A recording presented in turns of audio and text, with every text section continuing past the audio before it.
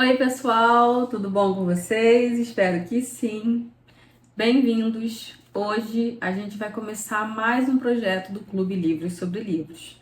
Para quem não me conhece, eu sou a Karine, eu sou sócia da Jamile e hoje a gente vai ter o primeiro vídeo de uma série de 3 vídeos que a gente vai falar sobre essa biografia aqui, um estudo crítico e biográfico sobre Machado de Assis.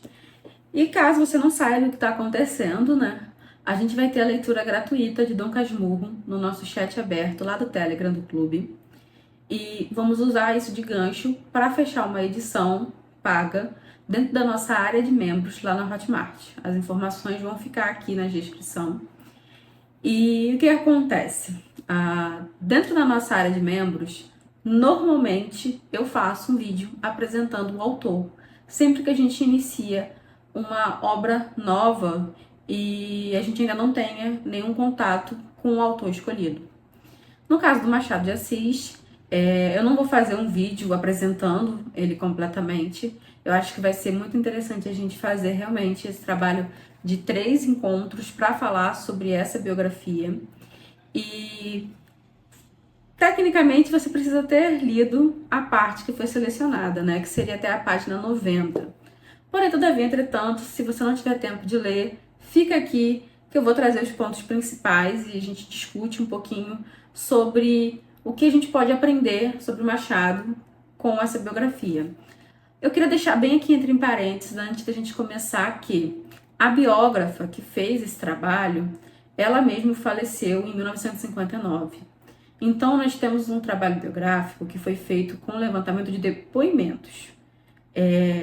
O Machado de Assis, ele não é um dos autores mais fáceis de catalogar, porque ele não guardou muita coisa, tanto de cartas que ele trocava, quanto de manuscritos e etc. Não tinha internet na época, as pessoas literalmente viviam a própria vida e não pensavam em catalogar isso para a prosperidade. Afinal, Machado se tornou Machado num ponto onde ele não sabia que ele se tornaria o grande autor brasileiro que a gente tem hoje. Então ele estava preocupado em viver a própria vida e não em fazer acervo disso. Então, assim, é muito difícil fazer um trabalho biográfico naquela época, 59, né? Então ela fez um levantamento com base em material escrito que ela teve acesso, além do fato de que ela fez também na famosa fofoca, né, no boca a boca. Alguém contava um caos ali para ela tentava ver se aquilo ali era real e colocava. Nisso, ela mesma já vai apresentar aqui na introdução algumas inconsistências, coisas que chegaram a ser revistas enquanto ela ainda estava viva, que é o fato de que a mãe do Machado não era negra e sim o pai, a mãe era portuguesa. E isso, na primeira vez que ela liberou esse estudo crítico, ela colocou a mãe como negra e o pai como branco. Ela corrigiu essa divergência de informação e ela pediu desculpa, mas também explicou por que isso aconteceu, né? E cabe a gente relevar, porque realmente, dentro do contexto da época, da pessoa que estava fazendo esse estudo, a falta de acesso, a dificuldade de catalogar a informação, ela até conseguiu muita coisa. Mas assim, relevem algumas coisinhas e aqui essa biografia ela ganhou prêmios, né, pela escrita. Então ela não se propõe apenas a contar de forma muito clínica as informações. Ela vai florear, ela vai romantizar, ela vai dramatizar. Então assim, relevem algumas coisas, tá? Então, fechei aqui meu parêntese bem grande. A gente vai ver aqui, ó, Machado de Assis, estudo crítico biográfico. A autora é a Lúcia Miguel Pereira. Como eu falei para vocês, ela ganhou prêmios por causa disso. Essa edição aqui está disponível na Livraria Senado. Quem não adquiriu, relaxa, gente, calma. Mas se você quer ler, você quer adquirir a sua versão física, porque não existe, no caso o PDF, desse aqui eu acho que não tem. Você entra na Livraria Senado, vou deixar o link aqui também. A gente comprou, se eu não me engano, por R$13 e frete grátis. Então, assim, muito tranquilo para adquirir e é uma leitura gostosa. Eu particularmente estou gostando. Então, temos algumas informações aqui já nas orelhas, tá? Da edição. E também aqui atrás, falando sobre isso, né? Sobre o fato de que teve algumas inconsistências, de que a Lúcia ela ganhou prêmios, que ela tentou fazer uma primeira biografia quando não existia nada catalogado da vida do Machado de Assis, e que ele já tinha falecido, e que, como ele faleceu numa idade avançada, a maioria das pessoas que viveu com ele, teve contato direto, eram amigos íntimos, familiares, também tinham falecido. Então era difícil, sabe? Realmente até procurar pessoas para poder falar sobre Machado de Assis de forma íntima. Então, vamos lá. A gente vai ter aqui logo no início, falando que ele nasceu em 21 de junho de 1839, no Rio de Janeiro, e faleceu em 29 de setembro de 1908, também no Rio de Janeiro. Aqui tá, ó, as informações. E aqui, eu acho que o meio que eu vou fazer com vocês é um tipo de inspecionando o livro, né? Porque várias informações estão disponíveis, só que você tem que olhar com atenção. Então, Machado de Assis, estudo crítico biográfico. A gente tem aqui as informações falando sobre a mesa da direção da Biblioteca Senado, o nome da autora, que também vai ser a pesquisadora, Lúcia Miguel Pereira. A gente viu que ela viveu de 1901 a 1959. E a gente vai ter aqui um sumário tentando organizar a vida do Machado, né? Vai falar sobre a abertura, né? A biografia lapidar, a biografia genial, biografia exemplar, porque, como eu disse, ganhou prêmios, é considerada uma boa biografia no quesito de escrita. A gente vai ter os prefácios da quinta, terceira, segunda e primeira edição. E vamos também ter os capítulos que vão começar a falar sobre a vida do Machado, né? A perspectiva, o moleque, o operário, a transição. Aí depois a gente já pula para a próxima meta, que a gente só vai conversar sobre isso no segundo vídeo dessa série de vídeos. Então, vamos conversar sobre esse iniciozinho aqui, né? Nós vamos ter o Fábio de Souza Coutinho falando sobre a beleza dessa biografia, por que ela foi premiada e porque ela é muito importante, independente dos pequenos ou grandes erros que possam existir dentro do âmbito biográfico mesmo, de coleta de dados. Porque existe, gente. Tem algumas coisas aqui, eles mesmos vão admitir, mas assim, a gente tem que relevar porque é de 1959, volto a dizer. E aqui na página 19 dessa introdução, eu só marquei um trecho interessante, que ele vai falar que a Lúcia, ela foi uma fermentadora da obra e da vida do Machado, e que isso ajudou hoje, nós, quase 70, 80 anos depois, a compreendermos melhor quem foi esse homem. E também uma parte da própria fama do mito que surgiu sobre o Machado de Assis. Essa biografia ela foi um pouco responsável e ninguém conseguia fazer material biográfico sobre ele. E ela foi a primeira que conseguiu, fez algo muito bom para a época, dentro das suas próprias limitações, como eu já disse.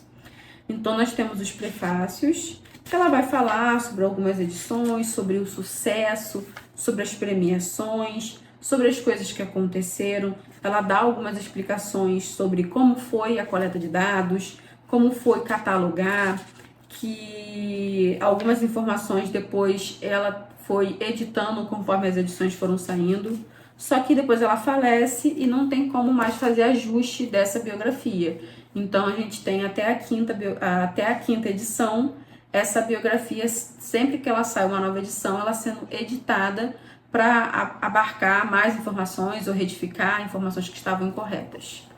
Então, aqui a gente vai ter o capítulo 1, que vai ser a perspectiva. É interessante vocês observarem que sempre no início dos capítulos traz os resumos do que está sendo falado. Então, a gente vai ver aqui, ó, a lenda sobre Machado de Assis, a imagem deformada que ele próprio criou, o que ele pretendeu ser, a reserva excessiva, a dificuldade de criar uma biografia e o aspecto confidencial dos seus livros. Então, aqui ela vai falar, né, que ele era um homem que trazia um aspecto de estranheza, de frieza, de arrogância, de ironia para a vida privada dele. Então isso assustava as pessoas tinham medo do Machado em certos níveis, então ele passava um ar de intransigível, de dificuldade de acesso. Então ele não era muito carismático na vida privada e por isso ele não chamava muita atenção, ele não tinha um grande número de amigos e ele tinha dificuldade em fazer novos amigos. Isso já na maturidade. Tirando o fato lá das questões dele ser mulherengo, que vai ter aí um capítulo à parte sobre isso, né? Enfim.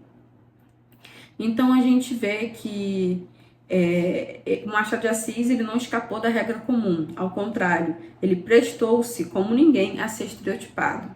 Então ele dava muita margem para as pessoas fazerem juízo de valor dele. Parece ter escolhido ele próprio os clichês que perpetuariam, o deformando. Então ela fala que ele ajudava as pessoas a criarem essas ideias equivocadas sobre ele próprio e que ele não fazia questão nenhuma de resolver os mal-entendidos, de dar a versão dele dos fatos, ele deixava o povo falar e é sobre isso. Então ela coloca um trecho aqui, né?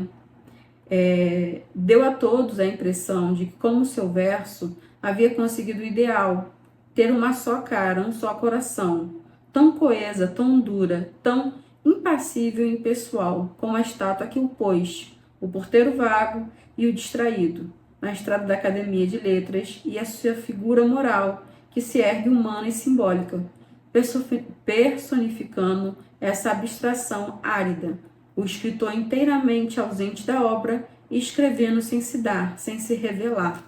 E que isso não é necessariamente verdade, isso é um estereótipo que foi criado sobre a persona literária do Machado e a pessoa íntima do Machado. E que, na verdade, ele se colocava e falava muito sobre si no seu repertório literário, vamos colocar assim. E esse homem, tão recatado, tão cioso da sua intimidade, só teve um descuido. Deixou uma porta aberta, os seus livros. São eles que nos revelam o verdadeiro Machado. A vingança suprema do artista, tanto por encoberto pelo funcionário, a vingança ou a generosidade, conservando nas entrelinhas a verdadeira figura do Criador. Não a reabilitaria através da sua obra. Violenta a alma de Machado de Assis através das confissões involuntárias. É defendê-lo contra si próprio, contra o seu convencionalismo, de sua superfície. Então ela fala que a gente pode sim ler a obra do autor e distanciar essa obra do autor, mas se a gente procurar, nós vamos achar peças-chaves do Machado real dentro dos seus livros. E ela escreve isso muito bem, ela vai floreando, ela vai usando metáforas, artifícios literários bem interessantes. Ela me lembrou um outro autor que eu li há pouco tempo, que também escreve biografias romanceadas, vamos colocar assim. Agora eu não lembro o nome, esqueci. Tá aqui em algum lugar. E a Lúcia fala: como os homens da caverna de Platão, só vemos os fatos de sua vida nas sombras projetadas por ele sobre a obra. Conhecemos a reação melhor do que a ação. Reação sem dúvida exagerada, por um temperamento doentio, por uma sensibilidade de artista.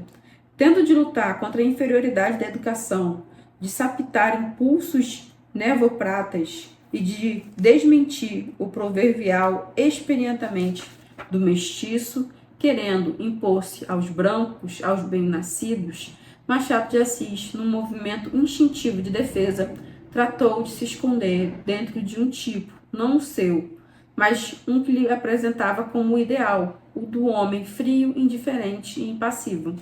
Então ela vai falar também sobre essa questão da luta de classes, né? Porque o Machado, ele era pobre,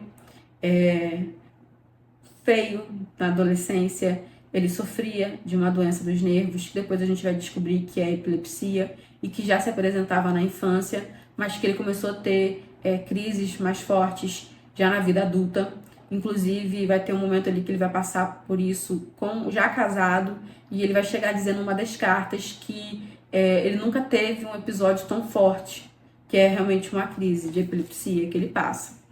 Então, ele era um homem debilitado desde a juventude e que superou muita coisa, desde a doença até as barreiras sociais. e também a escassez de conhecimento, né? Ele poderia simplesmente ter aceitado essa condição e não buscado manter essa sede de conhecimento que ele mantém a vida inteira. Mas a gente vai ver que não, que ele vai lutar contra isso e vai buscar formas de superar essa ignorância que ele não quer ser mantido.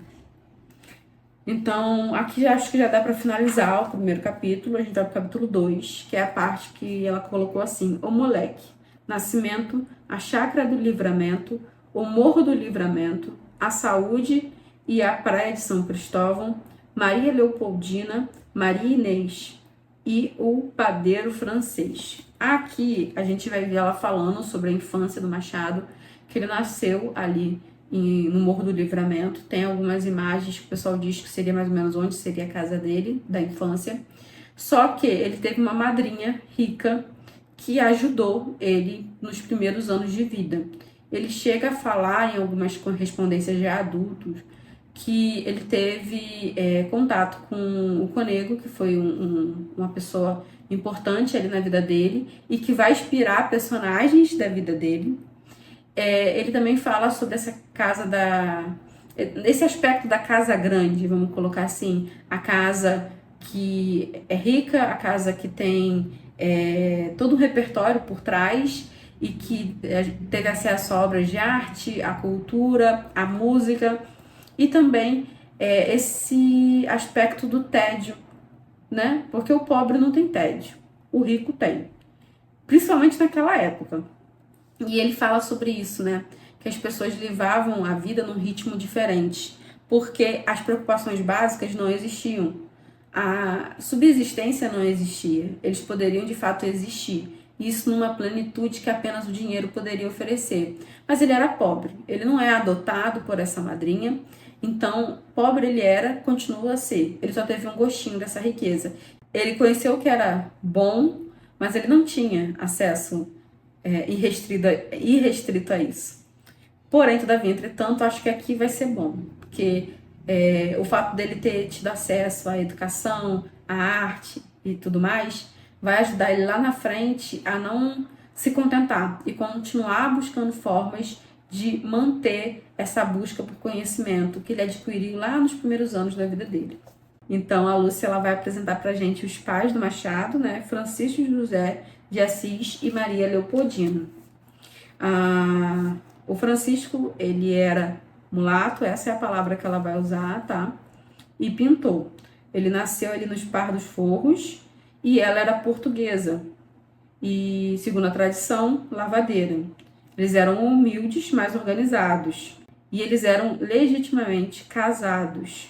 Também eram benquistos ali do Morro do Livramento, onde eles moravam. E a gente tem também a Quinta do Livramento, que era um casarão. Aí ela fala, né, que os pais de Machado deram ele para ser batizado por essa senhora. E ela meio que foi uma espécie de tia, madrinha, Dona Teresa Angélica de Cunha, filha do capitão Manuel Pinto, e que recebeu essa propriedade do primeiro dono, que foi José Caieiro da Silva. Ela vai descrever a casa, né? Casa velha, cheia de tradições, que vinha do tempo colonial, atravessado pelo reino, pelo primeiro imperador, variava da regência e depois entrou no segundo reinado, sempre habitada por famílias importantes, sempre muito bem gerenciada. E ali ele passou a primeira infância dele. Ele brincou, foi moleque, era afilhado da viúva rica, era protegido. Então ele teve as primeiras impressões da vida num ambiente brasileiramente senhorial, que ele mais tarde vai invocar nos livros dele. Ela fala também sobre as suspeitas de doença do Machado desde a infância, que ele não aguentava muitas atividades, que ele já tinha espécies de ataques de epilepsia, mas sem diagnóstico e ele sem saber como tratar ou conter. Acontecia, passava e era isso. Fala também de um detalhe que eu não fazia ideia, mas o Machado, aparentemente, ele era gago na juventude e foi gago por boa parte da vida. Quando ele ficava nervoso, ele voltava a gaguejar. Ela falou também sobre a questão de que o pai se torna viúvo, então o Machado ele não tem mais a mãe, e posteriormente o pai vai se casar, ele vai ter uma madrasta, a Maria Inês, que vai se dar muito bem com o enteado, eles vão ter uma boa relação, e pouco tempo depois o pai também falece. Então a Maria Inês ela não tinha contato com a madrinha do Machado, ela acaba se mudando com o Machado para São Cristóvão, mais para frente, alguns anos depois. Então ele vai perder um pouco de contato com a vida dele de infância. E ele vai ser criado pela madrasta até a idade adulta, porque nem o pai nem a mãe vão estar mais vivos. Aqui eu anotei muita coisa, eu vou ter que resumir para vocês. Ele era muito inteligente, aprendia muito rápido. Ele era um jovem comum na aparência, mas muito habilidoso. O pai queria que ele tivesse uma carreira no comércio e ele queria tentar letras já desde muito jovem, isso que a gente pode pensar em 8, 9, 10 anos, porque era mais ou menos nessa idade em que os meninos começavam a ser apresentados para as carreiras deles. Isso era consolidado no início da adolescência até o final da adolescência e depois eles eram colocados nessa vida e não saíam mais. Ele estudava à noite, depois do trabalho. Ele foi colocado para trabalhar numa banca de comércio e ele trabalhou porque era obrigado, mas todo dia quando ele chegava em casa à noite, ele caía nos livros, nas leituras e nos estudos, porque comércio não era o que ele queria. A morte do pai foi bem dolorosa, ele fica ali apenas com a madrasta. Então eles, como eu comentei, saem do Livramento e vão para São Cristóvão, que tem uma mudança aqui, né? Ele fica bem longe agora do centro do Rio, então ele passa até a pegar as barcas. Ele vai para a primeira escola formal dele, uma escola de freiras, que a Maria Inês consegue até um trabalho e parece que o pessoal ali começa a fazer doces para venda. E ele começa a vender esses doces para madrasta para ajudar. Ele tenta se manter estudando a todo custo, independente desses outros aspectos da vida. Ele começa a fazer amizade com comerciantes franceses e ele aprende francês por conta própria, apenas conversando com eles. Ele começa a se aproximar de pessoas que teriam algo a oferecer para ele, nesse sentido de educação, de conhecimento. Então, em pouco tempo, ele aprende francês e isso é muito satisfatório. Ele conversava, escrevia e depois ia para casa e repassava tudo que ele tinha aprendido naquele dia através das conversas.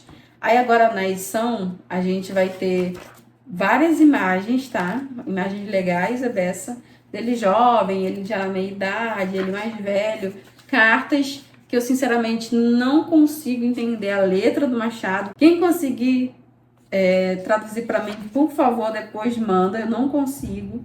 A gente tem dedicatória de Quincas Borba também, muito legal. A casa ali no Cosme Velho, que já vai ser quando ele tá adulto. Uma das imagens mais emblemáticas dele. Essa também na Academia de Letras, ó, é uma das mais emblemáticas.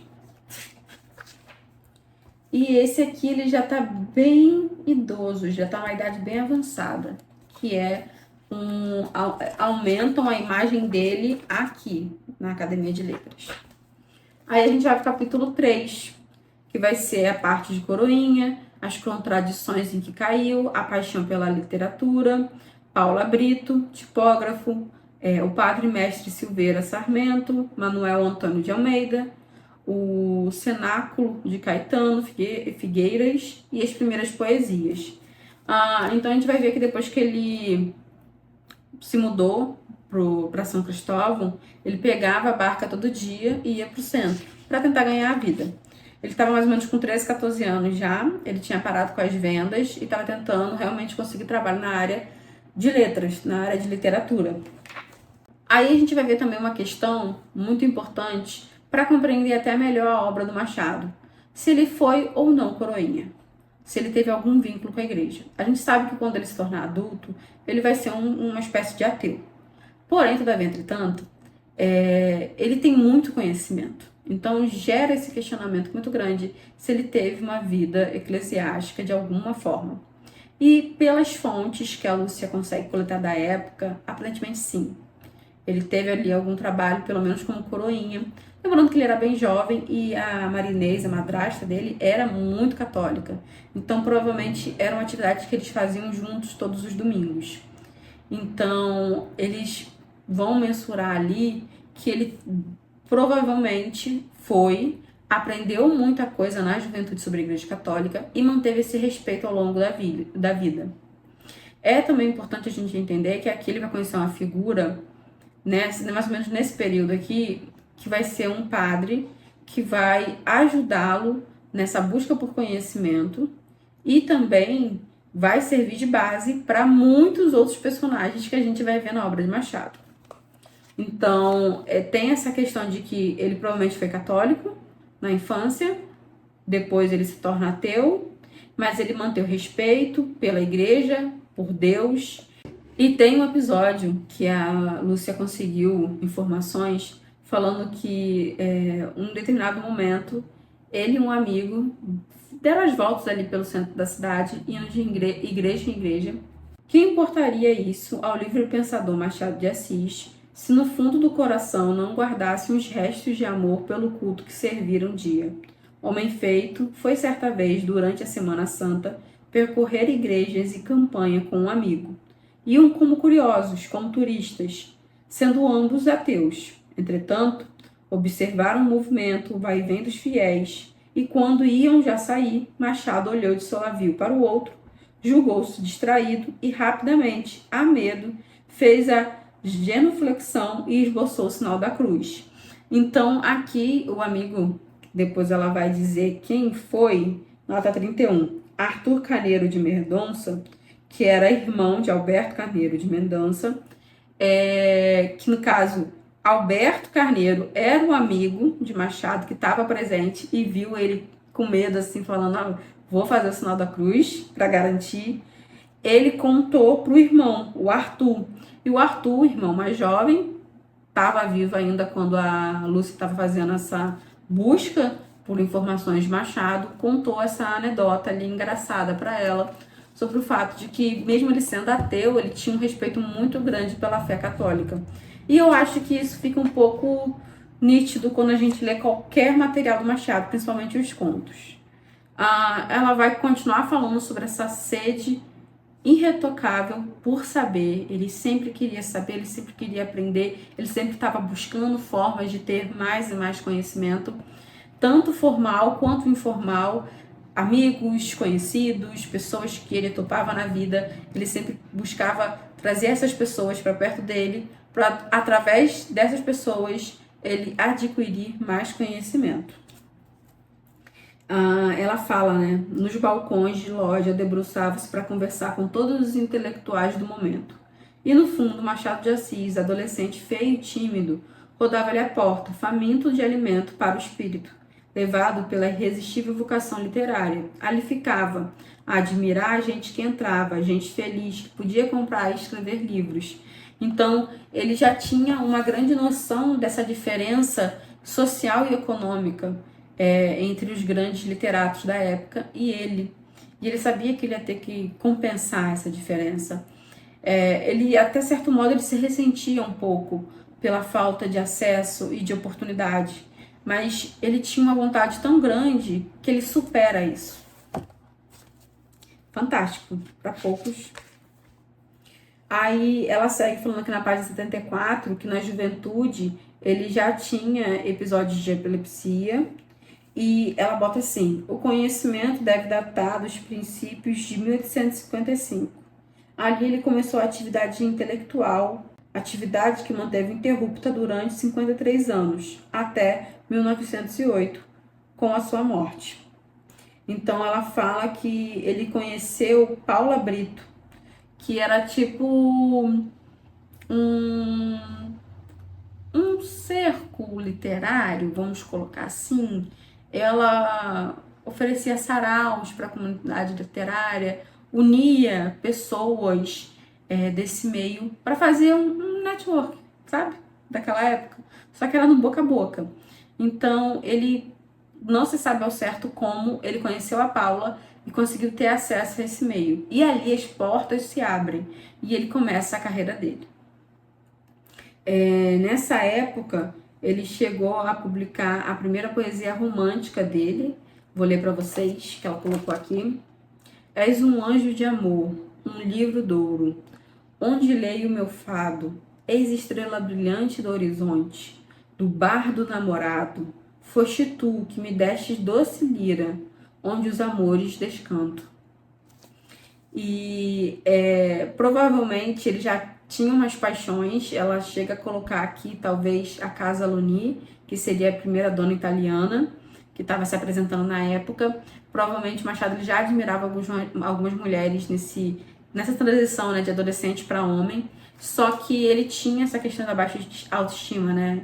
Jovem, pobre, doente, não muito bonito, então ele ainda não se aproximava das mulheres. E aí a Lúcia fala que em 1856 ele entrou como tipógrafo de aprendiz na imprensa nacional e ali ele conheceu um romancista muito conhecido da época, o Manuel Antônio de Almeida.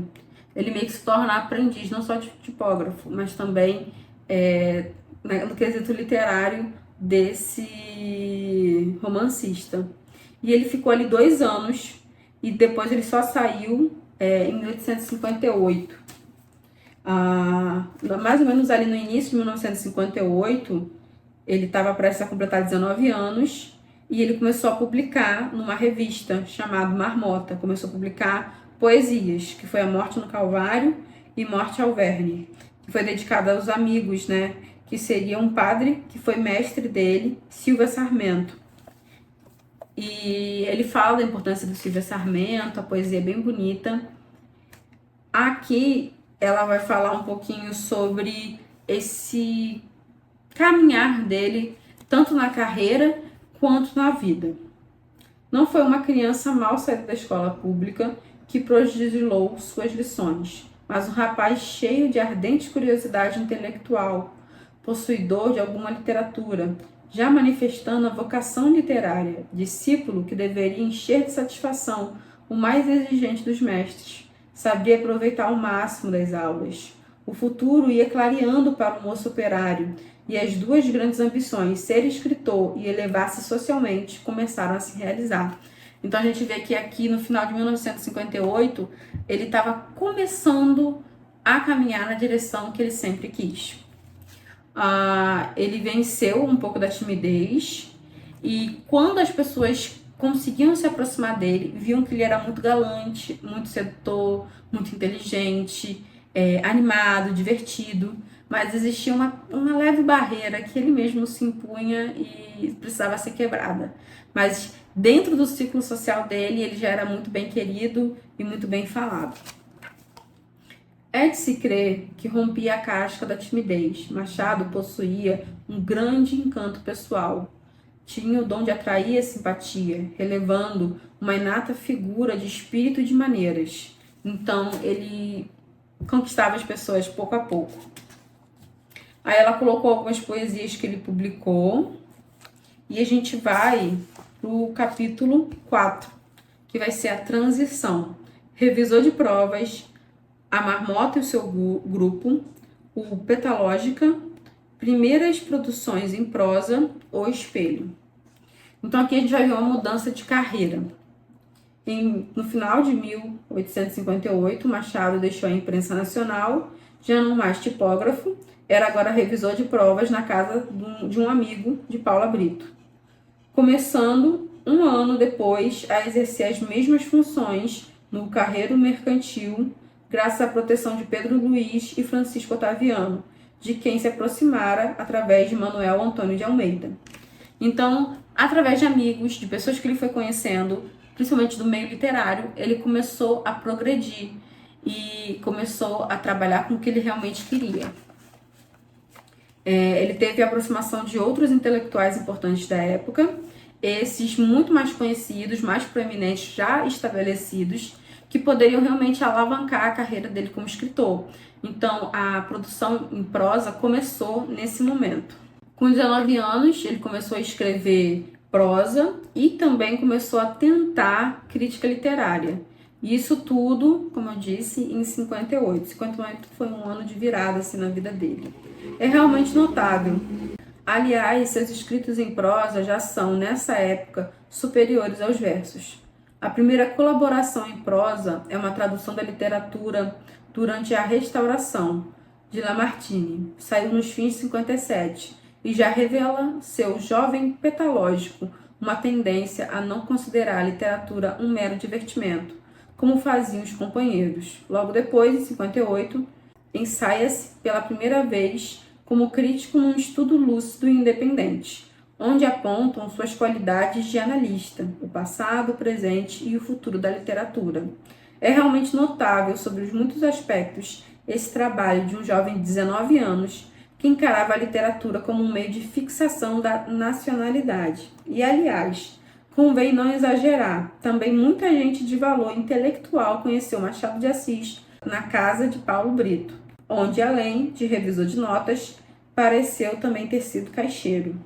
Ao menos nessa qualidade se lembrava dele Salvador Mendonça, ao invocar as conversas literárias que todos os sábados reuniam ao Largo do Rossio, em 2 bancos fronteiros da loja, Machado, Manuel Antônio de Almeida, Casimiro de Abreu e, eventualmente, Gonçalves Dias, Araújo Porto Alegre, Joaquim Manuel de Macedo, o próprio Salvador Mendonça, muito jovem, Henrique César Múzio, Antônio José ou das Lembranças, e tomavam ainda parte dessas palestras que se realizaram nos anos 1957 e 1958, que dali surgiu o Petalogia.